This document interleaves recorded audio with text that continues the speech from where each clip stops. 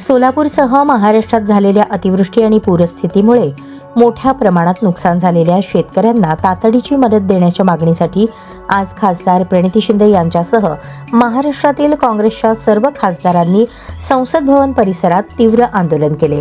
राज्यातील अतिवृष्टीमुळे पिकांचे मोठे नुकसान, जमीन वाहून जाणे आणि शेतकऱ्यांवर अस्तित्वाचा प्रश्न निर्माण झालेला असताना मदत न मिळाल्याने असंतोष वाढत आहे.